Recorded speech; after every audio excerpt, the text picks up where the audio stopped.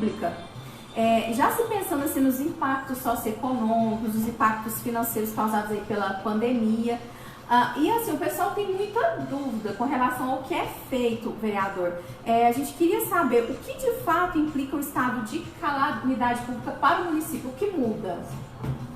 Muito importante a pergunta, e realmente a cidade de Uberlândia, nós tivemos até uma questão sui generis que virou uma precedente, que virou uma, vamos dizer assim, no direito a gente chamaria de jurisprudência, mas aqui nós vamos falar um precedente que na questão que envolveu a calamidade pública de Uberlândia agora vai ser adotado pela Assembleia Legislativa para todas as cidades ao receberem lá o projeto de calamidade para votar. Então, para que você que está nos acompanhando entenda o que é o estado de calamidade pública, o que muda. A calamidade pública, ela está prevista em lei e ela realmente é decretada quando o chefe do Poder Executivo entende que na circunscrição do município, mas ela pode ser decretada também no âmbito do governo do estado e no âmbito do governo federal, como aconteceu, né, aqui, tanto no estado de Minas quanto no governo federal. Todas as vezes que nós temos situações que são causadas por força maior, né, e elas fogem ao controle, elas trazem uma situação que foge ao controle das autoridades, são necessárias medidas mais drásticas, que em tempos normais nós não teríamos. E a questão da pandemia mundial ocasionada pelo Covid-19 é um caso que hoje não só Uberlândia, como o estado de Minas, o Brasil e o mundo está vivendo com muita apreensão. Então o prefeito Odelmo determinou aqui e editou o decreto de calamidade, como você bem disse. Ocorre que quando ele faz isso, algumas coisas estão previstas na lei de responsabilidade fiscal. Por exemplo, o prefeito Odelmo hoje ele executa o orçamento, gasta os valores que são gastos na saúde, na educação, segurança pública, infraestrutura. Todas as dotações orçamentárias, elas são executadas de acordo com a lei orçamentária anual, que nós aprovamos ano passado. Antes de nós aprovarmos a lei orçamentária anual, a Câmara também aprova um projeto que chama Lei de Diretrizes Orçamentárias. O que é a Lei de Diretrizes Orçamentárias?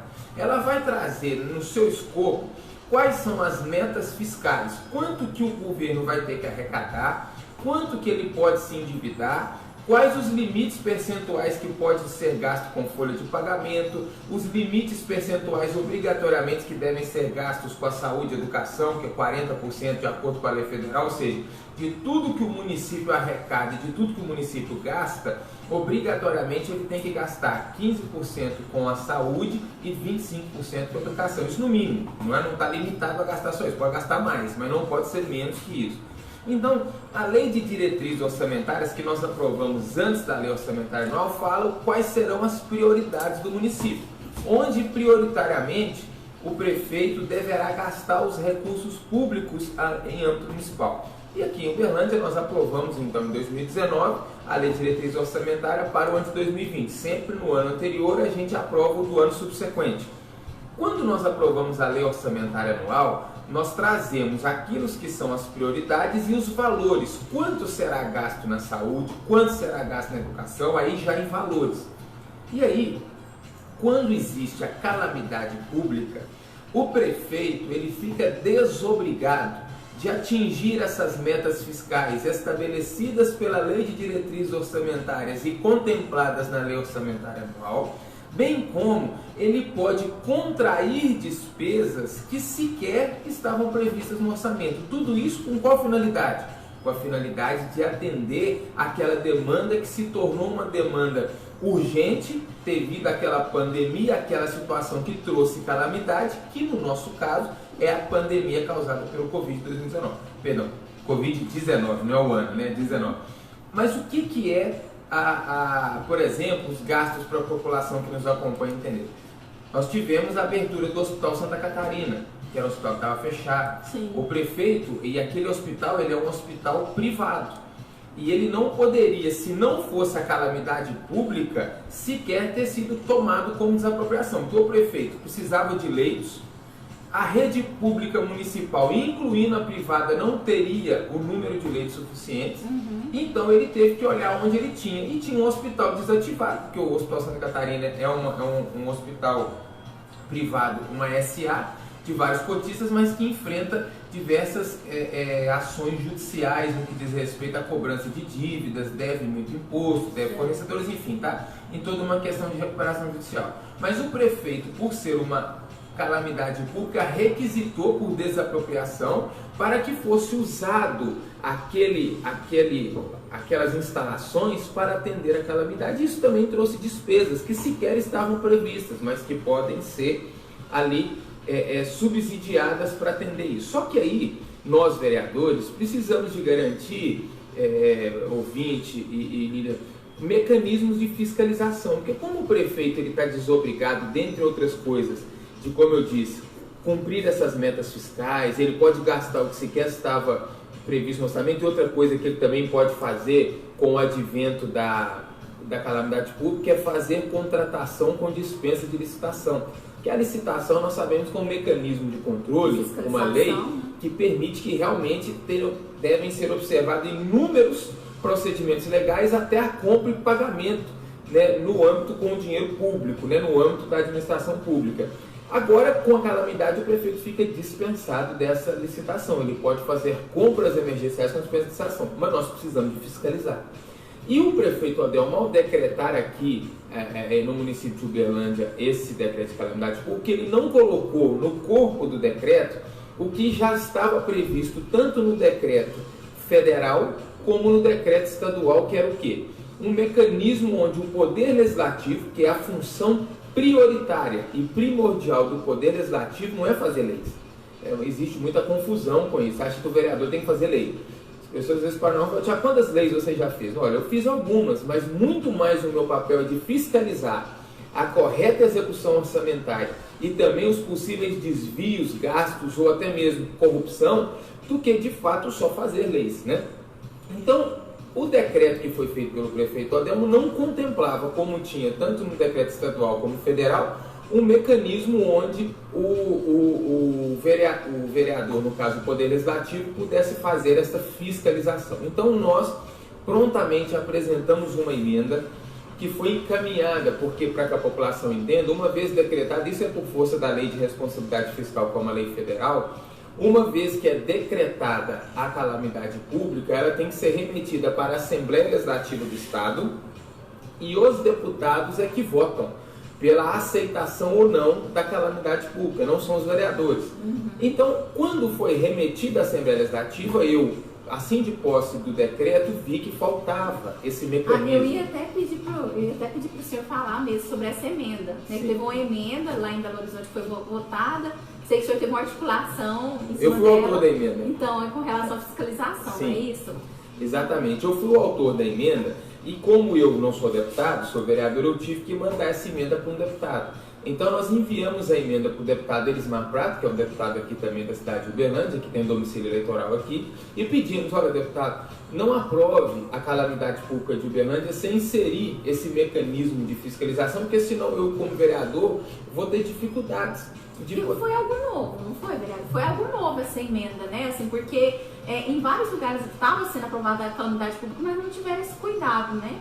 Na cidade, no estado de Minas, que nós temos 853 municípios, é a primeira cidade que aprova com essa emenda. Então a emenda ela foi prontamente recebida, acatada, o deputado que estava como o relator da matéria já incluiu no texto, e ela foi aprovada com essa ressalva. Duas coisas é importante a população saber. O prefeito Adelmo decretou a calamidade com vigência até 31 de dezembro de 2020. A Assembleia não aceitou. A Assembleia aceitou que inicialmente perdure a calamidade por apenas 120 dias.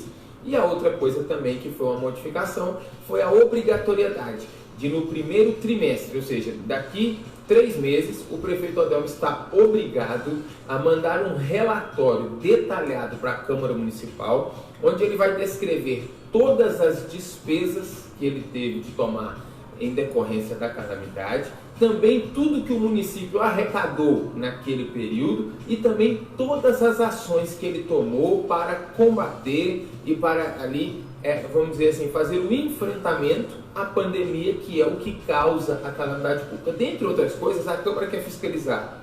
Gastou e gastou correto?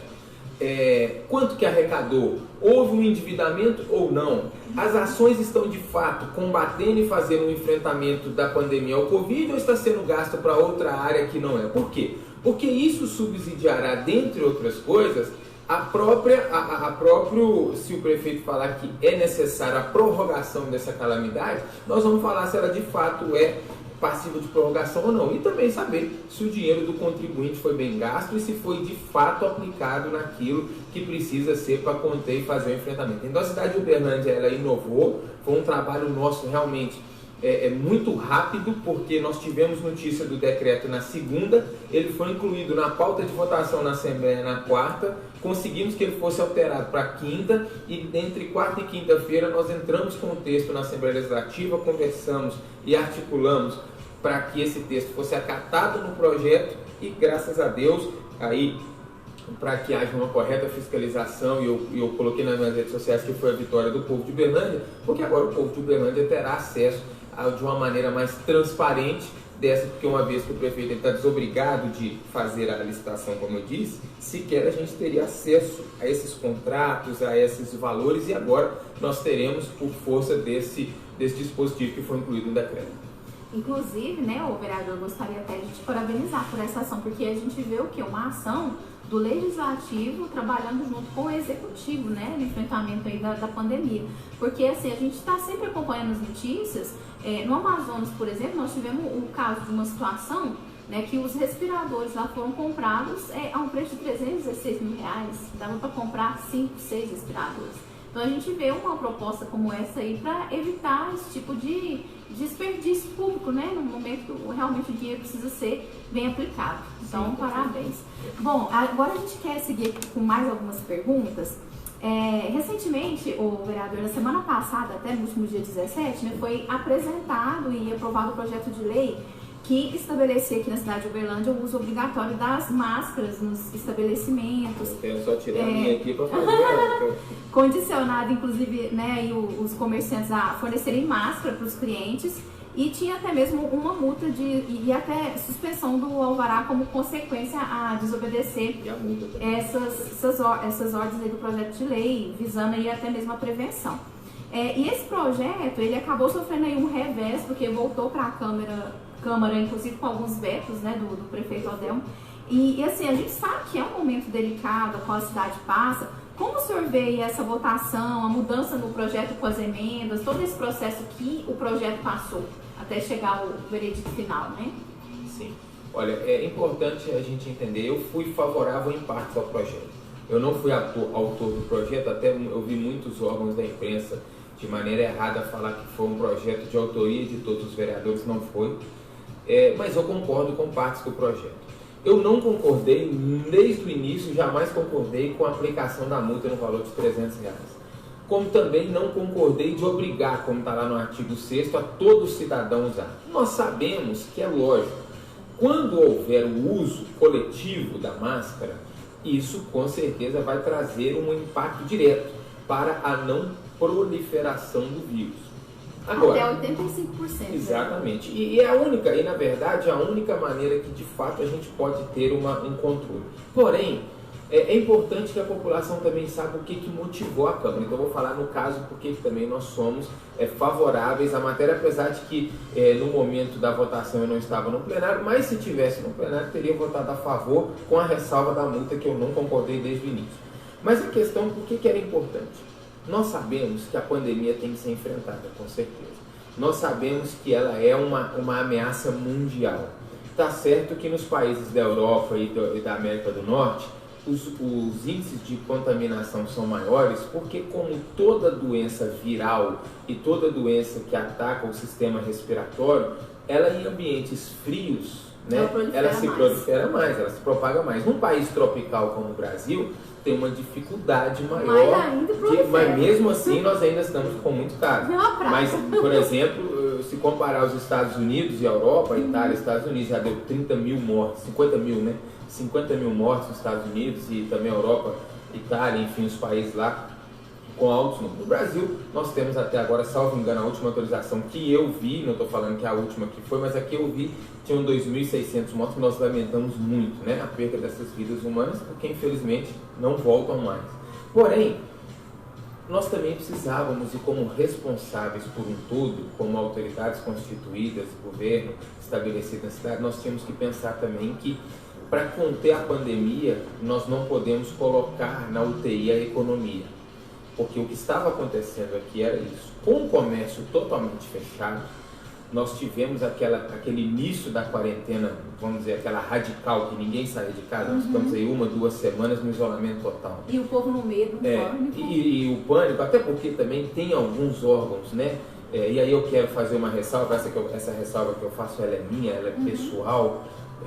Eu defendo a vida, eu sou um cristão, eu creio em Deus e na Bíblia como regra de fé e prática, e eu acho que pessoas que aproveitam de um momento como esse, de óbitos, de desastre, de pandemia, para poder fazer terrorismo com a população, para poder se promover politicamente, essas pessoas elas serão responsabilizadas. Se não aqui na Terra, mas diante de Deus, com certeza. Isso é um absurdo, né? Então tem canais de televisão que quando você liga ele, você pode estar até otimista, você sai deprimido, né? Você pensa assim, meu Deus, acabou o mundo, né? Acabou, não vamos recuperar nunca mais, vai morrer todo mundo. Porque são profetas do caos. Parece que para determinados órgãos da imprensa vale o ditado quanto pior, melhor, né? E nós sabemos que o presidente Bolsonaro enfrenta uma resistência, né, de grandes canais de comunicação aqui, porque são justamente esses canais que pregavam tudo aquilo que nós defendemos contrariamente, né? Então eram órgãos que estavam atacando a família, estavam atacando coisas que esse governo tem se colocado de uma maneira a defender. Eu não estou aqui, como eu disse, essa é uma opinião minha, né? Essa é algo meu, porque realmente a gente vê uma irresponsabilidade de alguns, não são todos, como a exceção de vocês aqui, e alguns outros também que têm a responsabilidade da notícia, mas tem alguns órgãos de imprensa que realmente parece que eles desejam a catástrofe, que eles desejam o pior, eles desejam o caos, né? E aí eles começam a fazer o terrorismo, como você disse. Só que nós estávamos tendo em Uberlândia, nós já tivemos o último dado do CAGED, infelizmente, mais de 6.500 desempregos só de quando decretada a pandemia, no início do isolamento. São 6.500 famílias que hoje sofrem com o fantasma do desemprego. Então é muita coisa. Então nós tínhamos que, dentro da Câmara Municipal, como vereadores e representantes da população, recebendo essa demanda, não podia ficar de braço cruzado. Porque se eu fico de braço cruzado vendo o caos acontecer, então a gente tinha que começar a dialogar com o Ministério Público, com as autoridades da área da saúde, maneiras desse comércio retornar, porque nós tínhamos que ter uma economia voltando. Por quê? Porque se a pandemia não matasse no contágio, ela infelizmente faria vítimas de fome, de miséria, porque infelizmente nós sabemos que quando essas famílias agora elas vão estar desassistidas, sem emprego, nós vamos ter desde doenças mentais, depressão, nós temos aí depois os índices de criminalidade que aumentam, nós temos uma cadeia que vai trazer um desequilíbrio na sociedade, seja de pessoas que vão precisar agora de estar aí sendo atendidas nos programas sociais do Propão, seja as pessoas que vão estar agora com problemas, enfim, o desemprego e essa desassistência traria outros tantos, vamos dizer assim, outras tantas vítimas como a pandemia. Então a gente teve que trabalhar uma lei que desse condições para que houvesse a volta, ainda que paulatina, ainda que gradativa, de uma maneira ainda, vamos dizer assim, bem começando tímida e voltasse de uma maneira pontual a acontecer, mas para que a economia não paralisasse. E aí foi essa lei que foi dialogada com a CIUB, com o CDL, com o FIEM, com o Ministério Público da Defesa do Consumidor, com o Ministério Público da Saúde, o Ministério Público do Trabalho, o Ministério Público Federal, para que a gente entrasse num conceito e falar, não pode deixar o comércio fechado, porque o caos que vai virar na economia não se compara ao caos da saúde. Nós tínhamos que saber e tínhamos que ter inteligência para lidar. E aqui todo mundo sabe que eu tenho um posicionamento independente na Câmara. Quando eu tenho que fazer a oposição e quando eu tenho que denunciar, eu faço. mas eu quero o bem da população. Então eu quero aqui enaltecer alguns pontos do prefeito Odelmo, que ele teve responsabilidade na condução em algumas. Em outras, realmente eu lamentei e já denunciei, que foi essa falta do dispositivo de fiscalização na calamidade, no decreto de calamidade, também a demora em voltar a dialogar logo com a classe empresarial e produtiva, porque isso aconteceu. O prefeito Odelmo, num dado momento, se isolou e não quis que houvesse a volta do comércio, e nós tínhamos que mostrar para ele. Então ele demorou um pouco, né? Talvez a gente poderia ter um pouco menos de desempregado hoje se o que nós vamos começar a partir de segunda-feira tivéssemos começado a partir da segunda-feira retrasada, porque só nessa última semana houve um mínimo de mais 2.000 desempregos, porque tem pessoas, a população de Berlândia acompanha, sabe que são autônomos, ou empresas que eram microempresas, pequenas empresas que têm 2, 3 funcionários que tiveram que demitir. Por quê? Com muito custo conseguiram fazer a folha no último quinto dia útil desse mês, mas já não tem caixa, e já não tem dinheiro em caixa para fazer o pagamento agora, daqui 2 semanas, no quinto dia útil, não tem. Então tiveram que dispensar. Então assim, cada semana que demorou a volta desse comércio foi mais uma consequência direta. Mas houveram sim atitudes responsáveis do prefeito, e nós vamos ter a partir de amanhã a volta do comércio de maneira gradativa. Essa lei era justamente para atender aquilo que eram as recomendações, tanto do Ministério da Saúde a nível nacional, como da Secretaria de Estado de Saúde e da Secretaria Municipal de Saúde. Então a gente garantiu. O excesso realmente foi a multa. Por quê? Como você vai penalizar com multa um comerciante que já sequer tem dinheiro para pagar a folha? Isso realmente foi um excesso. Eu realmente não tive a concordância dos colegas para retirar o texto, mas aprovamos. Mas aí o prefeito, e aí eu quero elogiar, vetou, e houve um consenso na Câmara para que o veto fosse mantido, e com essa lei é que possibilitou a volta agora, a partir de segunda-feira, a partir de depois de amanhã, ela gradativa do comércio. Ok, vereador. O nosso programa aqui, a gente procura sempre assim, mostrar a notícia, né? Mas também trazer um certo ponto de equilíbrio. Até nós nos preocupamos muito com essas questões, por exemplo, de saúde emocional, Sim, mental, né? A gente sabe essa questão do medo do pânico. Isso é algo muito perigoso. E assim, esse programa nasceu com esse objetivo, né? A gente acredita que as pessoas, para ter uma jornada feliz, precisam estar aí também com a sua saúde em dia, seu emprego, tendo a comida em casa. É importante, né? Bom, vereador, uma outra pergunta que eu queria fazer, eu não poderia deixar de fazer essa pergunta, né? Desde o ano passado, nós temos vivido assim, momentos muito tensos com relação à política, tanto a política nacional quanto a política municipal, né? Aconteceram alguns fatos que nós, assim, enquanto cidadãos comuns, às vezes a gente jamais imaginaria que viria a acontecer. Então, no final do ano passado, teve toda aquela operação, né, organizada pela GAECO, em que 20 dos vereadores foram presos, e até mesmo o presidente da Câmara aqui em Uberlândia, né? E você estava lá na Câmara, você acompanhou toda essa situação, sentiu a tensão a qual o poder público passou ali naquele momento, né? E agora você está lá também acompanhando os julgamentos dos vereadores que foram acusados. Como eu queria assim, que você compartilhasse para a gente a sua experiência de como foi estar lá naquele momento, né? E assim, toda a organização da casa, a gente sabe que vocês que permaneceram lá, que não foram acusados, tiveram um grande trabalho para conseguir organizar e cumprir os prazos, porque o Poder Legislativo ele também não poderia parar. Então conta para nós como foi essa estruturação, né? E como que está sendo tudo isso, essa experiência.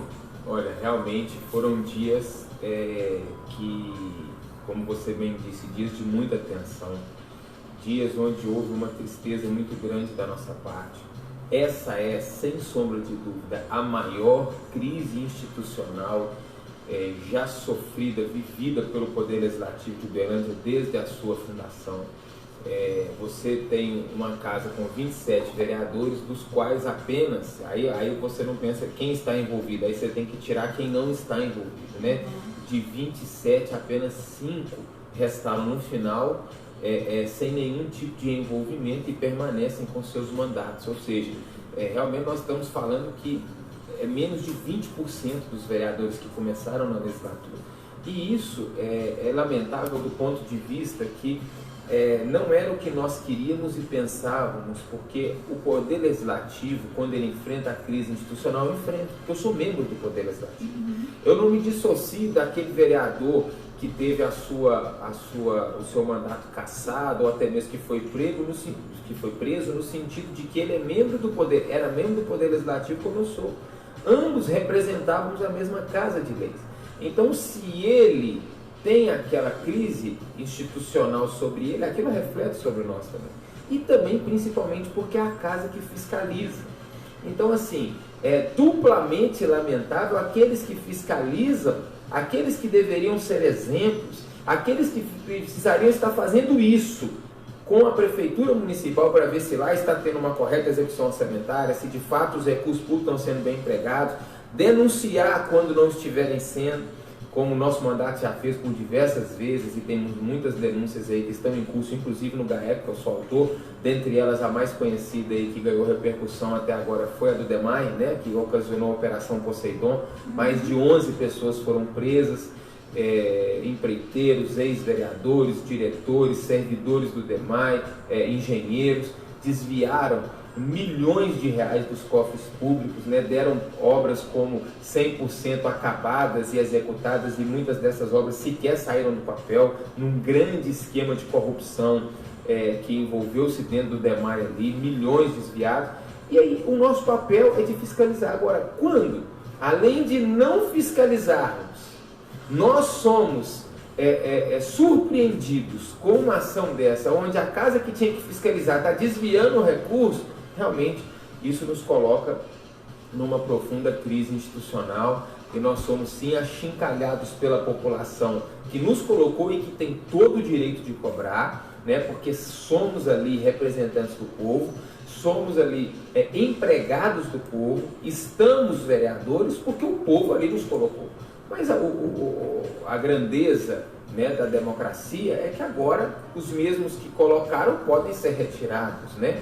Tá certo que nós já vamos para uma eleição onde que de 27 apenas 5 serão candidatos, né? Então nós já tivemos uma renovação quase que... E é certo que vai ter uma grande renovação. Não, ela já começou, antes da eleição ela já começou, né? Uma grande renovação. Mas é justamente a população tem que entender por que isso acontece. Porque, como eu disse, eu comecei aqui não eximindo as minhas responsabilidades. Eu sou membro do Poder Legislativo e isso recai sobre mim também, apesar de que eu não sou investigado em nenhuma operação dessas, tenho até um documento que comprova isso, mas eu não quero me eximir falando assim, o problema é dele, não é meu. Não, eu sou membro do Poder Legislativo, né? Isso caiu sobre todos nós e nós lamentamos muito isso. Mas uma coisa que também nós precisamos entender, por que isso acontece?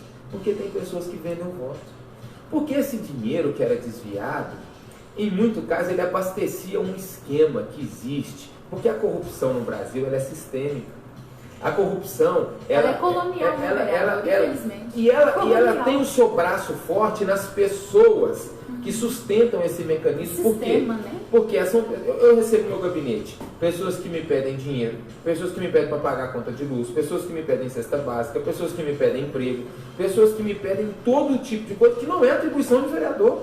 E eu já fui xingado por pessoas que saíram do meu gabinete porque levaram lá uma conta de luz para me pagar, porque levaram lá um pedido de uma cesta básica e que levaram um pedido para que eu ajudasse no evento, e eu falei que não tinha condições, e a pessoa falou, olha, no que depender de mim, você nunca mais vai ser eleito vereador nessa cidade, porque você não pode deixar de ajudar o povo, você não pode deixar de dar esse dinheiro. Como se nós temos um salário, nós também temos a nossa família, nós fazemos por onde temos um bom salário, mas trabalhamos muito também. Principalmente agora que nós estamos sem nenhum tipo, até a gasolina do carro, tudo nós estamos pagando, e a cidade grande nós trabalhamos muito, nosso gabinete trabalha ativamente, representando e indo atender as demandas da população, nós temos gastos também. Então, se você ajudar, não é só eu, não, pensa você que sai para trabalhar todo dia, se do primeiro semáforo que você para o seu carro, aquele que vem te pedir uma moeda, se todos você ajudar, no final do dia você já não tem dinheiro mais. Por quê? Infelizmente, nós temos muitas pessoas nessa situação.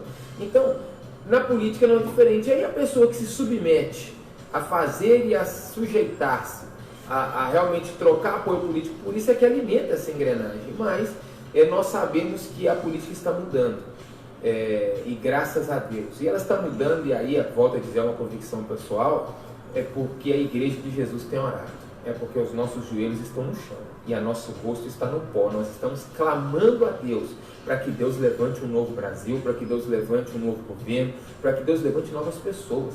E eu entendo que só uma pessoa que teve uma experiência com a cruz de Cristo que é transformada. Então, se ela roubava, ela não rouba mais. Se ela pecava, ela hoje passa a lutar contra o pecado.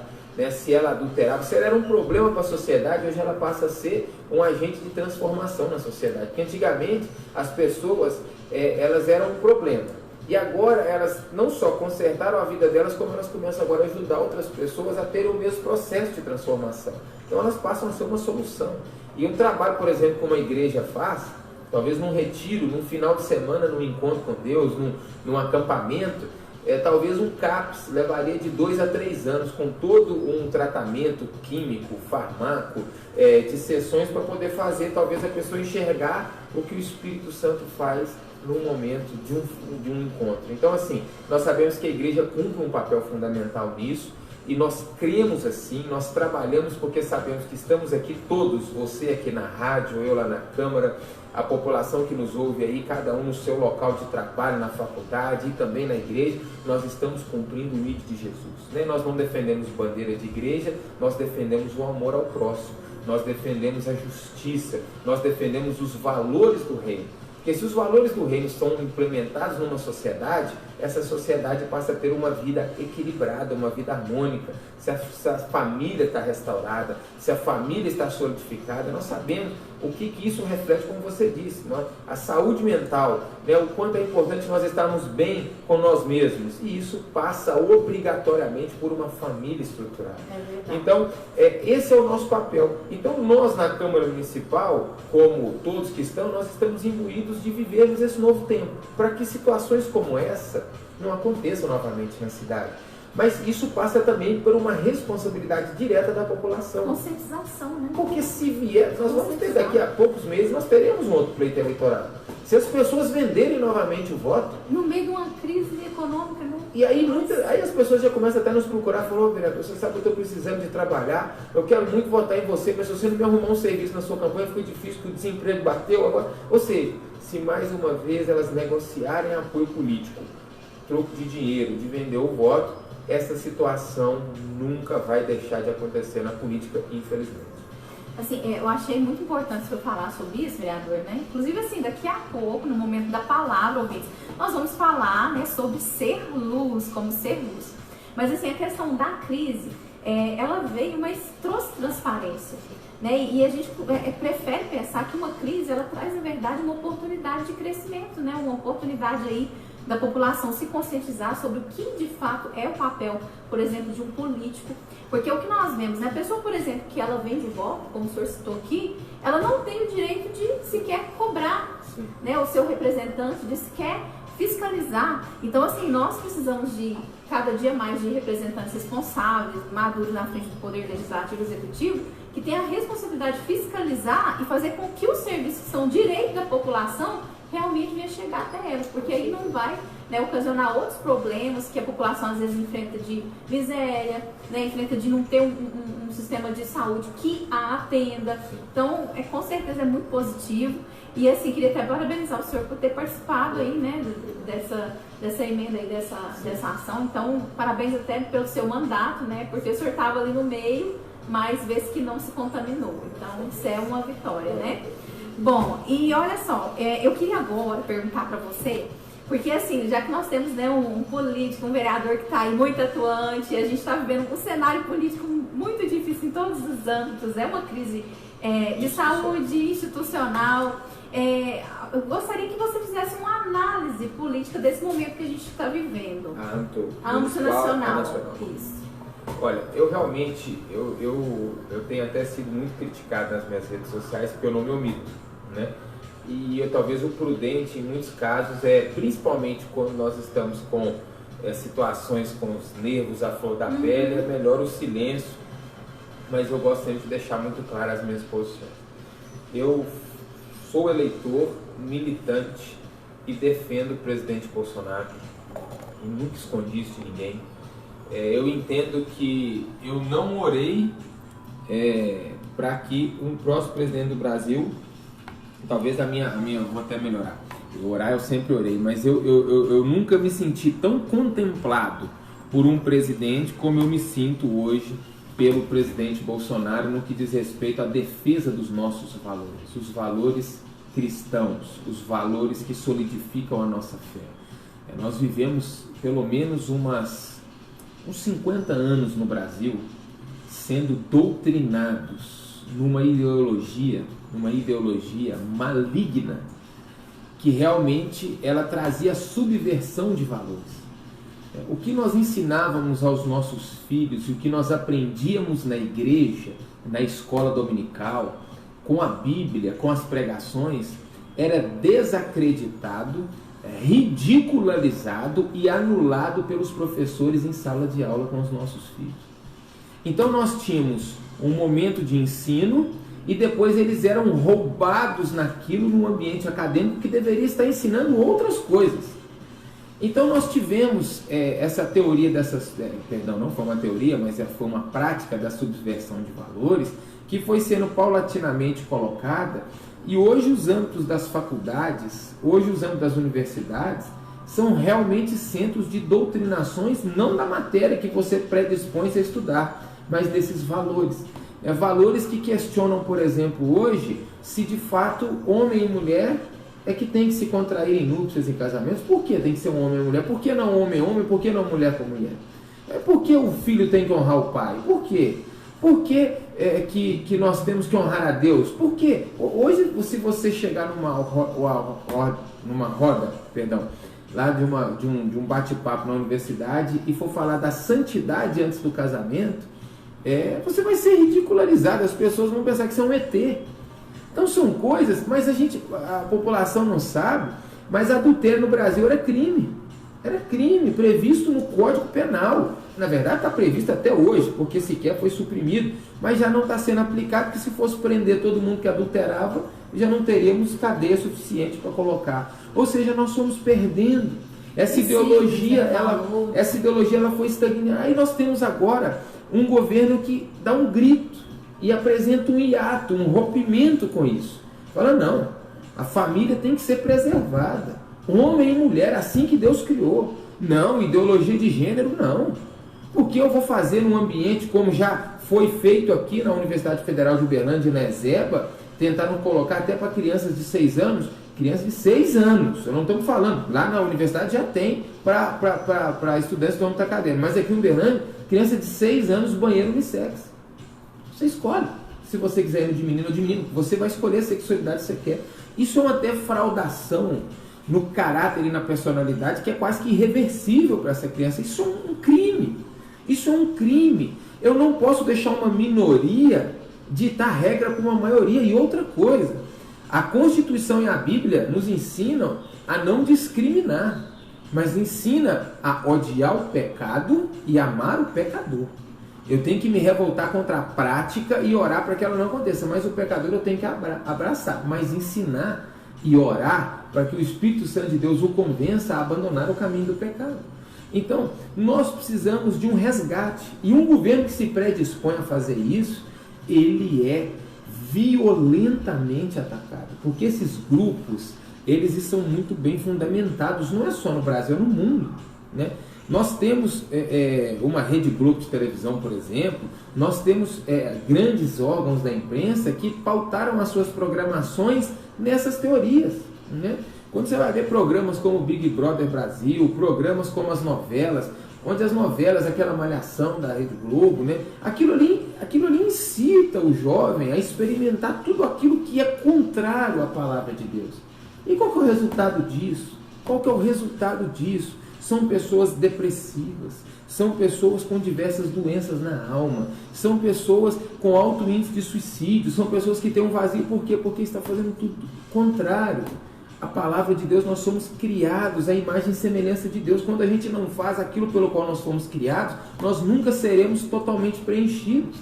Então nós temos que lutar. E aí, quando você vai, então, colocar isso de uma maneira mais firme, você tem uma resistência, primeiro espiritual, e depois desses grupos que se levantam, né, como nós temos aqui grandes pensadores que nos atacam de maneira frontal. Então, Uberlândia também, nós temos um governo, e aqui eu quero dizer que outro mal que assola não só o Brasil, mas assola Uberlândia, e nós lutamos contra isso, é a corrupção.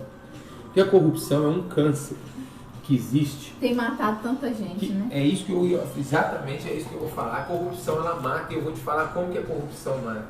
A corrupção mata, por exemplo, aquela estrada que já tinha sido liberado um recurso para que tampasse um buraco, e o buraco não foi tampado, que ocasionou um acidente que matou uma família que estava dentro de um carro. Cirurgia, né? A pessoa está numa fila aguardando uma cirurgia, pelo qual o recurso poderia, se houvesse uma melhor gestão, atender aquela cirurgia. A cirurgia não sai, a pessoa vai morrer aguardando a cirurgia, ou, como a gente vê muito em Uberlândia, remédios de uso contínuo com a população carente. Porque às vezes tem pessoas que ganham um salário mínimo que, se chegar na farmácia popular e não tiver aquele remédio da pressão do coração, eles não têm condição de comprar, porque o que eles ganham, pagam o aluguel, faz uma compra de supermercado para eles não passarem fome, não é uma compra luxuosa, vamos dizer assim, é só para não passarem fome, mas se tiver que comprar um remédio, eles ou deixam de pagar o aluguel ou não comem. E aí, se não comem e não podem deixar de pagar o aluguel, eles ficam sem tomar o remédio. Às vezes, ficar sem tomar o remédio vai levar a óbito. Então, a corrupção mata. A corrupção é um câncer que precisa de ser extirpado da vida pública. E nós trabalhamos muito contra isso. Então, você me disse uma análise que eu faço. A Câmara Municipal aqui em Uberlândia, ela foi muito fiscalizada. Mas a nossa oração é que também o Poder Executivo, porque aqui eu não vou falar que eu acho. Aqui eu, vereador Thiago Fernandes, estou afirmando que existe uma organização criminosa que atua na Prefeitura Municipal de Uberlândia há décadas, que desvia milhões de reais do dinheiro do contribuinte do município de Uberlândia. E nós estamos numa luta ferrenha contra esta organização, contra esse sistema corrupto que existe na cidade de Uberlândia, e o nosso trabalho e a nossa oração é que tudo aquilo que está oculto venha a ser revelado. Como eu disse, eu falei de uma representação minha que ganhou repercussão, que foi a do Demar, mas eu tenho pelo menos mais 4 grandes representações que remontam como estão acontecendo os desvios com estas organizações criminosas que fraudam licitações, que simulam disputas em processos licitatórios e que ganham e entre si fazem a subcontratação e que não perdem licitações há décadas. Os serviços mais caros dessa cidade são desses grupos econômicos que não, quase que magicamente jamais perdem uma licitação. Mas é porque existe sim um sistema corrupto. Então nosso trabalho, enquanto nós estivermos ali na Câmara, porque foi uma missão que Deus nos deu, vai ser combater. E nós queremos que venha o povo de Uberlândia. Eu já te falo aqui em primeira mão, no mês do trabalhador, no mês de maio, eu vou fazer uma série de postagens, uma série de lives, de vídeos que eu vou postar nas minhas redes sociais, mostrando a minha prestação de contas do meu mandato, o que eu fiz até hoje para poder fazer valer cada recurso público que o erário público bancou com o meu salário. E eu vou trazer aquilo que ainda está sendo investigado, eu vou trazer a público. E a população de Uberlândia vai poder ter uma noção do que eu estou falando. Eu vou trazer com provas, eu vou trazer com documentos, porque a cidade de Uberlândia precisa ficar livre desse câncer, desse tumor chamado corrupção. E aqui, uma cidade extremamente rica, um orçamento que nós temos só para esse ano de 3 bilhões e 300 milhões de reais aproximadamente, e que muitos contratos estão sendo celebrados nessa cidade, supostamente debaixo de muita corrupção e de muito desvio. São milhões de reais que estão abastecendo, supostamente, nós temos que dizer assim, realmente organizações criminosas que se perpetuam no poder, que não escolhem partido político, que elas sempre estão com quem está no poder, mas que precisam de sair imediatamente dentro da prefeitura. Então, eu faço um cenário eu faço uma leitura do cenário que só Deus para ter misericórdia, mas que nós temos que trabalhar. E a luta contra a corrupção, ela é diária e todos nós temos que fazer. Você que nos ouve, que nos assiste aqui pelo canal do Facebook, que nos ouve pela rádio, você, onde você está, você tem que lutar contra a corrupção. Desde aquele troco a mais que você recebe na padaria, no supermercado, e fala, eu recebi, não vou devolver não. A corrupção, ela tem que ser combatida em todos os níveis. Você não pode chegar para o seu filho e falar assim, olha, faz a tarefa de casa direitinho que aí eu te dou um bombom. Não, você está corrompendo o seu filho. Para fazer o certo, você não precisa de estímulo. Você tem que fazer o certo porque é certo. Então, quando eu faço o meu papel de vereador, eu não quero louros com isso. Eu não estou aqui falando para me falar, eu estou fazendo o meu papel e ai de mim se eu não fizer. Porque a população de Uberlândia votou em mim e eu tenho que prestar conta para elas, mas eu tenho um temor de Deus muito grande. Eu sei que um dia eu vou ter que prestar conta para Deus de tudo que eu fiz. E do tribunal de Cristo, ninguém de nós, que crê ou que não crê, vai escapar. Todos nós deveremos dar conta das nossas ações. E lá a justiça vai ser feita. E lá a justiça é de verdade. Lá não tem habeas corpus, lá você não responde em liberdade, lá você não consegue um bom advogado te livrar, porque nós temos o melhor advogado de todos, que é Jesus. Mas ele nos livra para a gente fazer o certo agora, quanto é tempo.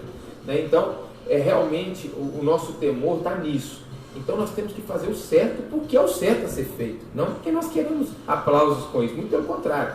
Quem quer aplauso, nós sabemos que na Bíblia quem quis aplauso e quem deixou o coração se colocar com isso, caiu do céu e levou a terça parte dos anjos, né, que foi Lúcifer. Então nós temos que fazer por missão. Então a leitura que eu faço é que a política está vivendo sim um processo de transformação, mas 100% pela oração da igreja, 100% porque Deus está tendo misericórdia, e 100% porque Deus está tomando as rédeas dessa nação e não está sendo diferente na cidade de Uberlândia. Essa é a minha fé, esse é o meu credo, é a maneira como eu enxergo, é a maneira como eu encaro. E também vejo que se não houver uma conscientização da população, nós também não teremos dias melhores na política, não. Nós temos que ter consciência em quem nós votamos, em quem nós colocamos, não só na Câmara Municipal, na Prefeitura, mas também na Assembleia Legislativa, Câmara dos Deputados, Senado Federal, Governo do Estado e Presidência da República. Porque assim nós temos como pelo menos mudar um pouco. E também temos que orar pelo judiciário, temos que orar também para que haja paz, né? A palavra do Senhor diz que quando a gente ora para que haja paz na nossa cidade, isso nos alcança, né? Então nós temos que orar, mas também temos que trabalhar, temos que fazer o que está. Então eu acho que a política está sendo mudada sim, nós estamos vivendo um processo de transformação sim, e o que Deus começou a fazer na nação brasileira e na cidade de Uberlândia, só o próprio Deus que pode parar. É isso aí, né? Tá aí o vereador Thiago demonstrando aí o posicionamento dele, mas isso é a política, né? O vereador tem seu vários Estado lados, democrático de direito. Seu né? Estado democrático de direito. Né? No nosso país, assim, nos últimos anos, assim, eu tenho minha opinião também, eu vejo que nós temos vivido assim, uma extrema esquerda, às vezes uma extrema direita, mas eu creio que é tudo para chegar num consenso, né? de um equilíbrio, porque cada governo teve aí os seus méritos, teve também, vamos dizer assim, algo que ficou para melhorar. E eu espero que nós venhamos chegar nesse ponto aí, né? Acho que a gente está vivendo um período de transformação para chegar a isso. Vereador, agora um bate-papo bem rápido, né? Assim, que eu queria fazer com o senhor, para nós estarmos falando. Eu vou falar em rápidas palavras, vou falar uma palavra e aí o senhor fala o que te vem à mente primeiro, certo? Uma inspiração. Com certeza, sem sombra de dúvida, Jesus Cristo. Isso aí. Bom, um sonho.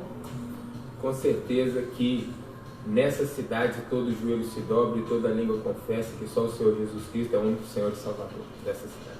Ok. E política para você é?